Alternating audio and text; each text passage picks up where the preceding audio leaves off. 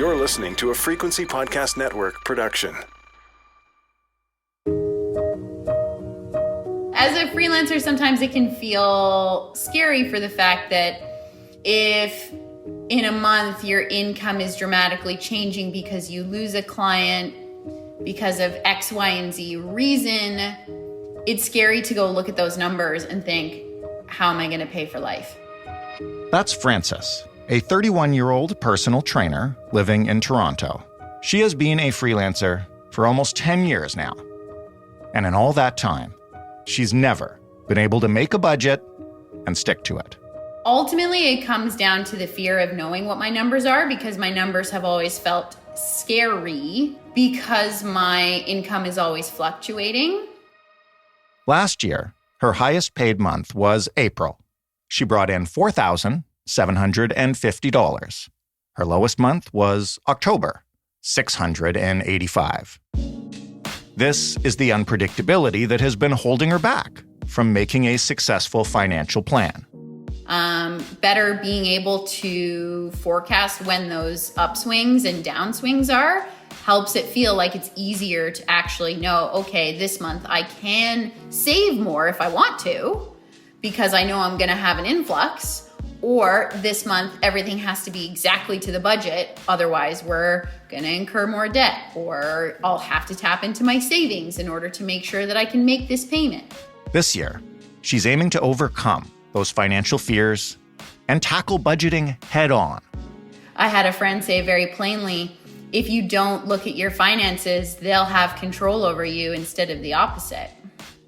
It's like when you don't look at your health, that will run out of control until you actually look at it.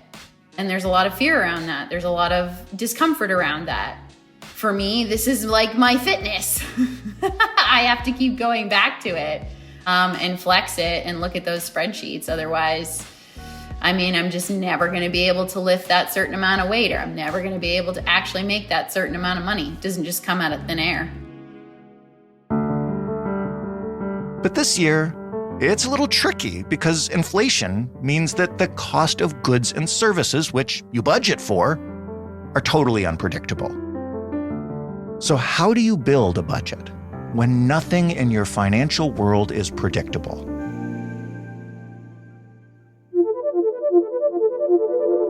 I'm Jordan Heath Rawlings, and you're listening to In This Economy. It's the show that helps you understand the systems that create our money problems, from grocery bills to mortgage renewals to budgeting, apartments, cars, and everything in between.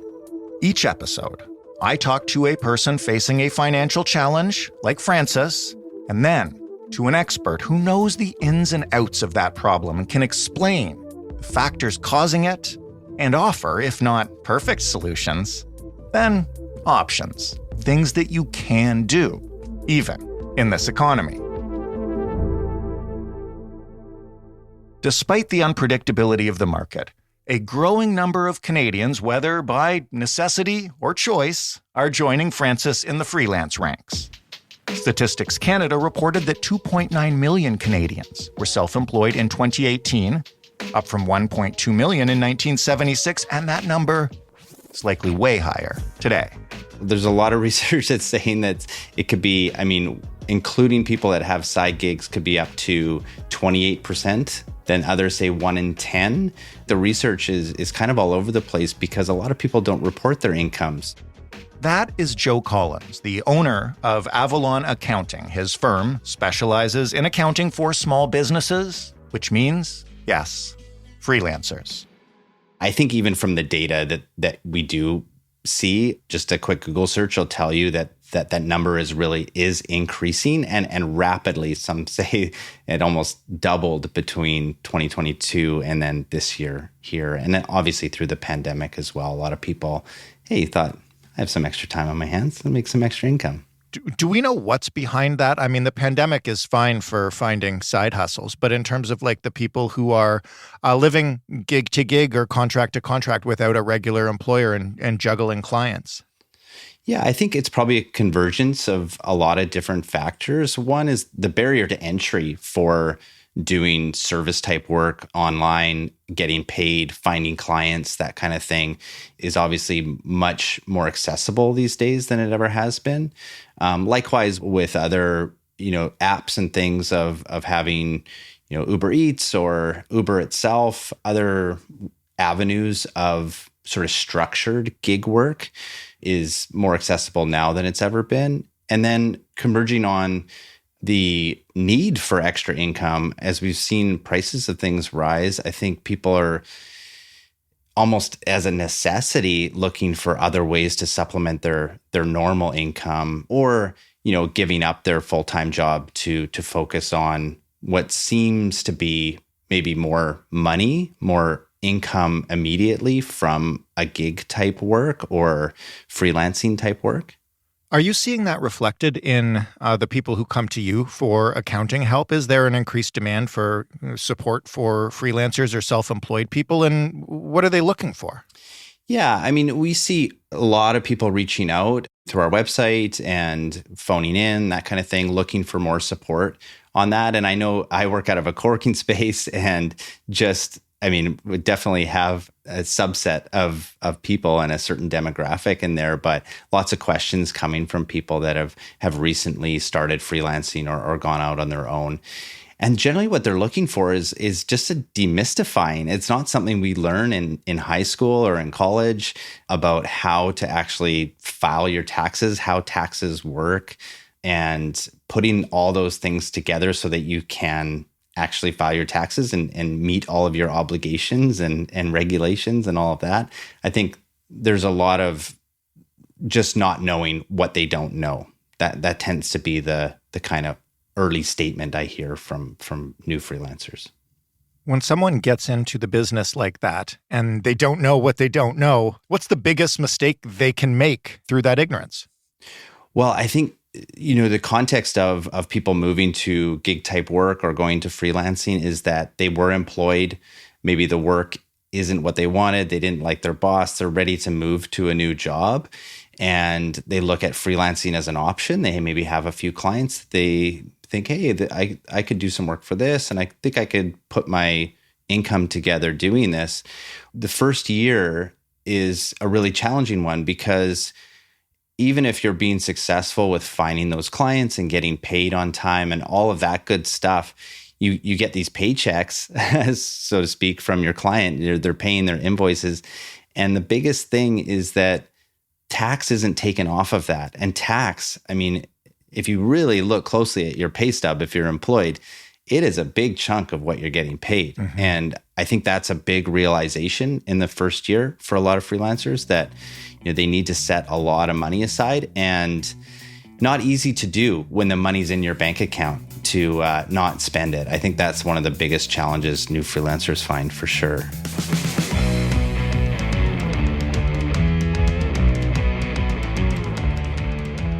This is the biggest question our listener has. And I think as somebody who knows he couldn't deal with the hustle and the planning required to be self-employed, how the heck do you build a budget and track your finances when your income is not predictable paycheck to paycheck and month to month? How do you structure something like that?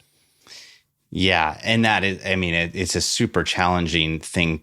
Freelancing work can be up and down on the income side. And not only income, because you can send out the invoices every month, but if your clients aren't paying you, then that cash isn't hitting your bank account. But your credit card payments and things still come out, and rent and all of that. So you can't really match those cash flows. I think that's one of the most challenging things.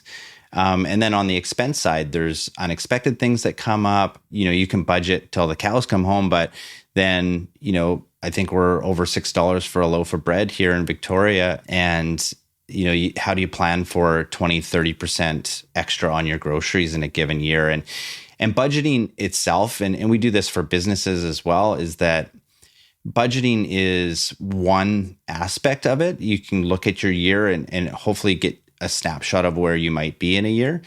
But I like to think of it more as forecasting. And I know that's probably not a term that people are used to as far as, managing your household income and expenses. But forecasting is budgeting, but it's just more adaptable. Like you update those things as you have new information. So if you know that next month you're going to have unexpected car repair or something like that, you can add that to your forecast. And the idea is that, you don't have this set in stone budget that you're like, well, I got to throw that out because, 3 months into it, it's completely irrelevant. You have something that's a living and breathing document that changes as your circumstances change. And then the idea there is really, as you know those changes are coming, you start to adapt. Hey, do I need to raise my hourly rate? If you're a freelancer, do I need to find some extra work, do a few more hours for a client, find other projects? Yeah, or change your pricing. I think, you can adapt to those changes with a forecast, whereas a budget, you kind of feel locked in and trapped. How do you go about, and maybe just be practical here, like creating a forecast? I know how to do a budget because I write down various numbers and stick to it. How do you do a forecast? Yeah, so I think it's very similar to budgeting in that, you have 12 months generally that you're looking forward for, but you're just rolling that 12th month forward all the time. And next month is going to be much more clear to you than 2 months from now, than 3 months from now. And as you get to 12 months, you're making a big guess at what that's going to look like. But as you continue to roll that forward and look at it each month, you build in the new realities of what the next month is going to look like, and then add another month at the end to see where you're going to be in 12 months. I think really using a spreadsheet or something is key to this. I think you want to make it as simple as you possibly can at the beginning. People tend to get caught in a lot of detail of like, well, what are my pens going to cost next month? Or, really the minutia of it. And really you were looking at broad strokes. So you're not going to be caught out with cash flow issues or something. You might have a miscellaneous expense in there to capture all those little things, but trying to keep it as few lines as you possibly can is key, so that you're not just, oh gosh, I'm looking at this spreadsheet and did I put that in groceries last month? I mean, we have London Drugs here in Western Canada, and I always think of it as the bric-a-brac store. You could buy groceries there. You can buy automotive goods. It should have maybe scented its own candles, expense category. Whatever else they got. Yeah, exactly. Yeah.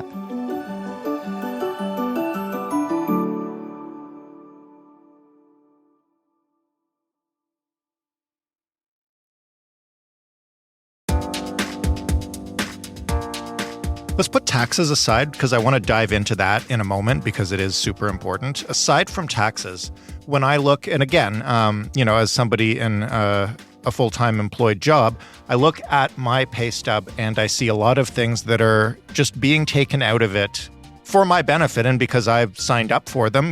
There are benefits, there's unemployment, there's an RRSP and that kind of stuff. How can a freelancer or somebody who's starting out self-employed build that into their budget to account for it? And again, I know I'm not trying to be depressing, and neither are you, but taking into account what we've just discussed. Yeah, and that's one of the big things I think, going into freelancing work and that with your eyes wide open, if it's a choice. I mean, I know a lot of people don't have a choice. Yeah. But understanding as well what employment means, what the employer side takes on to take care of their employees.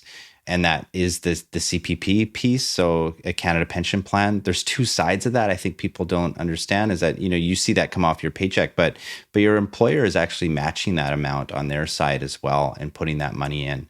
And when you're a freelancer, you got to pay both sides of that, which is, 10+% of your income.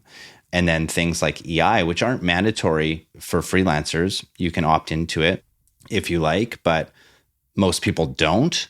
And understanding what exactly that is, it's a safety net if you do lose your job and you need some time to find your next one. So help you pay the bills and things. So I think it's coming to terms with all of those things that are on that side and understanding maybe in your industry as well. Is there employer type pension that you're missing out on? And make sure that you build that into your hourly rate. All those things should be built into there. I know, again, there's sometimes difficulty. You want to offer, get in with some clients with a low rate, but understand exactly all the things that you're giving up by freelancing, and try not to give any of them up. I mean, you should have things like a pension. You should be able to contribute to CPP and pay your taxes and that. And you should at least be even with how you would be as an employee of a company, if not ahead, for taking on the extra risk of being on your own. It's an interesting point about wanting to keep your rates low, but also needing to find that money to make those contributions. And I imagine it would be easier to go in a little bit higher to make sure you have it than to realize later you have to raise your rates for those clients. Yeah. I mean, I think, again, like a quick internet research thing, you'll find arguments on both sides of this to, get your client base, show them you can do a good job, build their trust. But I think, depending on the kind of clients that you have and how conducive they are to those price increases and seeing your value, or if they're actually really looking for the lowest possible rate for the work that you do, you get a sense of people, I think, pretty quickly, or clients really quickly, of whether they're on that side or the other. There's a good argument to be made for both sides. If you start off high and make sure you never move your rates down, or start low, build your reputation and move up.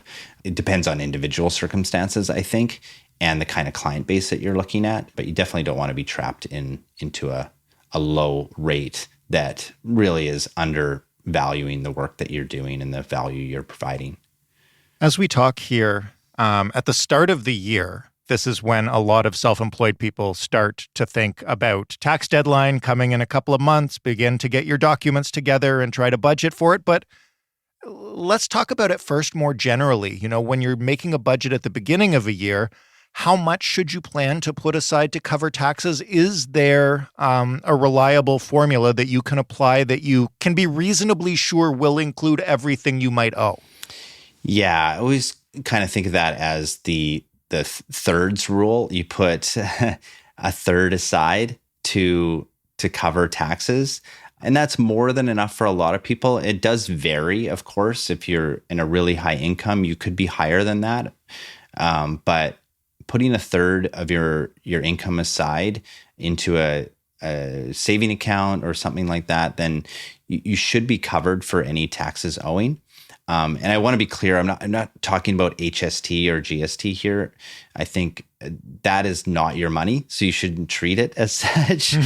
You're collecting that on behalf of the government. So if you can put 100% of that into a savings account, that's ideal. But for income taxes, keeping a third aside is going to be enough for most people. And I know people love to get refunds on their tax return, and it's likely going to give you a refund as long as you don't have a super high income. Talk to me about how you should pay your taxes. I know this because my wife is a freelancer. You don't have to pay them at the end of every year. You can pay them as you go. Should you do it that way? Yeah. So again, this is going to be very person specific. Some there are requirements. So if you owe more than $3,000 in a year, the government will tell you need to pay quarterly installments based on your previous year's income. And they'll give you that installment amount that you need to pay and the dates you need to pay it. But if you're not required to pay installments and it's your choice, and in the first year it's always your choice, then there's two sort of lines of thinking that I tell some of our clients. And one is that, if you pay it, you can pay it monthly, you could pay it quarterly, and the money's out of your account and you don't have to worry about it. That can be good for a lot of people because the money's not just sitting there and begging to be spent. And I know, that takes a lot of self-control to put that savings amount into a savings account and not touch it because it's set aside for taxes. But if you're of the type that can be very disciplined about that, putting it all in the tax account, and rates, like interest rates have risen recently. I know I got a Wealthsimple cash account and they pay 4% interest or something. If you can put some money into something like that where you're actually earning some income, that's great. If you can be disciplined enough to leave it in there. you kind of have to know thyself of whether you can have that discipline. I don't think there's a hard and fast answer to it. It really depends on the person, but ideally you'd put that into a savings account and earn some interest and have a little bit extra for yourself. Let's talk about the completely unsexy aspect of this, which is meticulous bookkeeping. Maybe first with write-offs. If you're willing to document everything, take that time, even though it might be frustrating, how much money can you take back? Yeah. So any business-related expense is directly taken off of your income. So it's super valuable to track all those expenses. And I mean, with modern tools, like it's not that difficult, really. But how many of the freelancers who come to you for help are really drilling down to that level to scrape back every cent they can? Yeah, that's a good question. I think some do a lot. Some push the envelope, to be honest. And that's okay. You can make an argument for lots of things being a business expense. And others, yeah, it's more a nonchalant attitude where, it's like, if I save 30 cents on, buying this box of pens, is that really worth my time to, document this thing? But I think, it is worth it because those things do add up over the year. And the key is to make it as simple as you possibly can to set up a system that, is kind of automatic when you go to the store and you have your receipt there. With modern technology, it's actually not a huge burden. I think one of the big things is to just set up a separate business bank account. Have a bank account that everything that goes through it is business related. And the other is even have a separate credit card if you can. It can be in your personal name. There's no issue with that. It doesn't have to be in a business's name, but put all your business expenses through a particular credit card. And it can be on the same points. It can be all that stuff, but having a separate credit card there just keeps your data set really clean. If you do miss taking a photo of receipt, you can still claim that expense. It may be challenged by the CRA later. And if you can't produce a receipt, they may add that back, but no one's going to jail or anything. Like it is a legitimate expense that you just lost a receipt for, which is totally fine. I don't want people to take that the wrong way. You should still keep as many receipts as you possibly can. You don't want to come. Are you walking close to the line here? Yeah, are we, Joe? well, you don't want to have CRA come and audit you and you have 0 receipts. But if you have most of them and you missed one, you might get a lenient auditor that says, okay, that sounds like a legitimate expense, and you obviously have a credit card transaction for it, no issue there. But if you're missing all your receipts, that may be an issue. And then the other is for receipts, just taking photos of those and putting them into a Google Drive or something like that. It can be simple. It's all date stamped and the whole bit. You don't have to save manila folders full of paper? No, and I'd advise you really don't, because Google's got great backups. As soon as you take that photo and drop it in a folder, it's all time stamped and searchable and all of that. So you don't have to create this meticulous record keeping. Google kind of does that for you. If you want a specific receipt capturing app, I'm sure you can find a multitude out there. But just as simple as taking a photo and throwing it in a Google Drive folder, and you should be right as rain for that.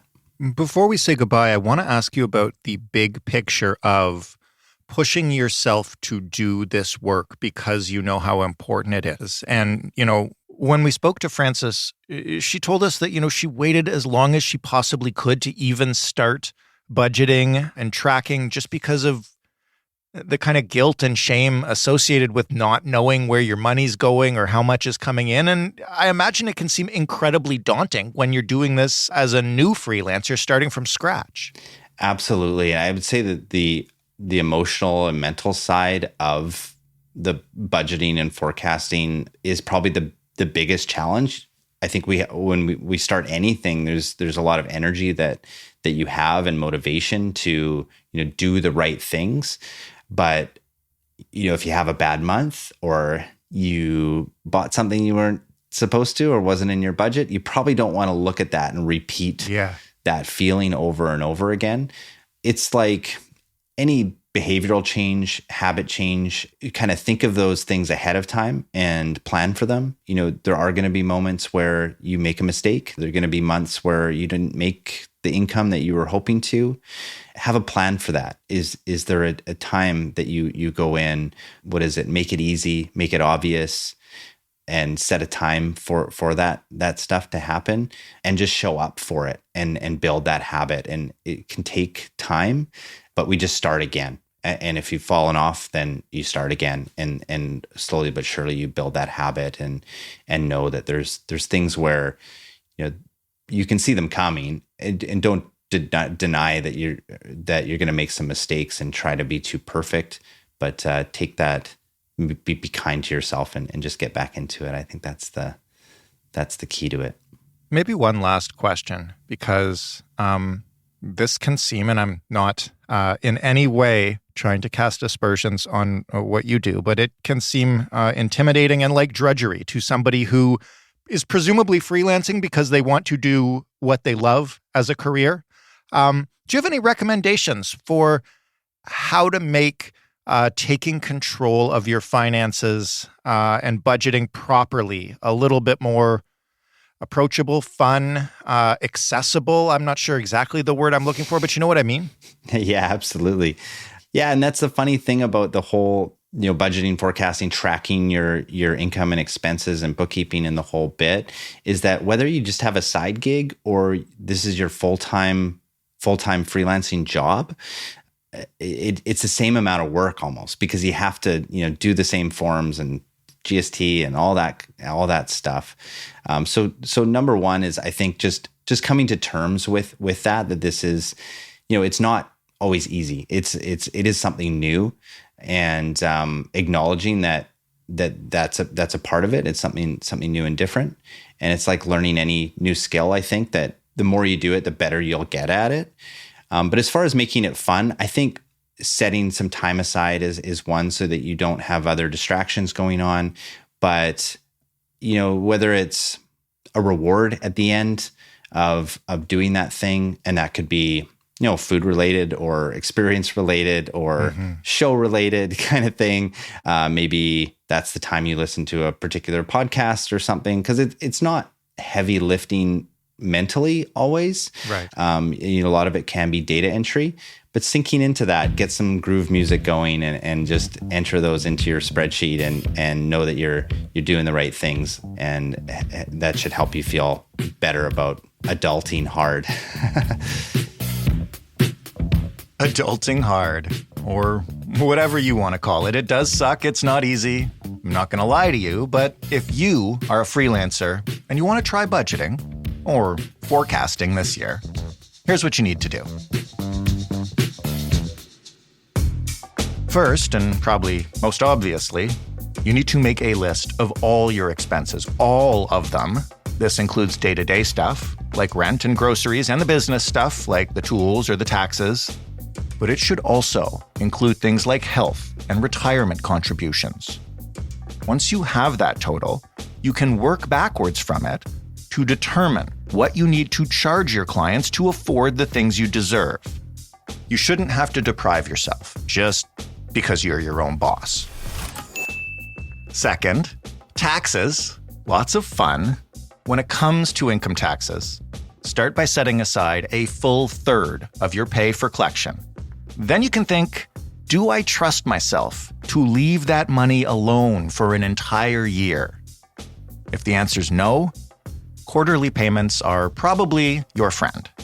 If the answer is yes, though, you can try putting your tax money in a high-interest savings account so it can earn you a little cash before you have to hand it over. Last, I know I joked about taxes being fun, but not all of this has to be miserable. You can make your admin work fun. Set aside a specific time every week for doing it, for organizing those receipts and entering that data in the spreadsheet. And when that time comes, you can reward yourself by putting on some music or maybe your favorite podcast while you work, and treating yourself to takeout or something else you love when you're done. Doing this will, hopefully, motivate you to stop procrastinating and actually get into the numbers. Plus, it doesn't have to be manila folders and paper receipts stuffed into a drawer somewhere. You can utilize the power of searchable folders and make tracking easier by getting a separate account and credit card for your business. Doing those small things now will save you time and stress later. All right, thank you so much to Joe Collins for sharing his expert knowledge with us. You can find more information about Avalon Accounting by visiting their website, avalonaccounting.ca. And of course, as always, thank you, Francis, for writing into the show with your money problem and opening up and talking about it, even though it's not easy. If you can be brave like Francis, we want to hear from you. You can email us at hello@itepod.ca. You can call us. Get on the phone, leave a voicemail, just talk it out. You can ramble as long as you want. We don't care. We listen to everyone. The phone number is 416-935-5935. And remember, we don't need your real name. We do need your real numbers. And you have to give us away if you're talking on a voicemail to get back in touch with you, or else you're just screaming into the darkness. You can also find us on social media. We're on Instagram and TikTok. I'm something of a TikTok star at In This Economy Pod. Thank you so much for listening to this show. And if you liked it and if you want more of it, you got to share, you got to tell your friends, you got to rate and review. You got to show us some love or whatever your favorite podcast app lets you show us. I'm your host and executive producer, Jordan Heath-Rawlings. This episode was written and produced by our showrunner, Stephanie Phillips. The sound design was done by Robin Edgar. Mary Jubrin is our digital editor. Diana Kay is our manager of business development. And together, we make up the Frequency Podcast Network. We are delighted that you listened. Thanks for doing that. We'll talk next week on In This Economy.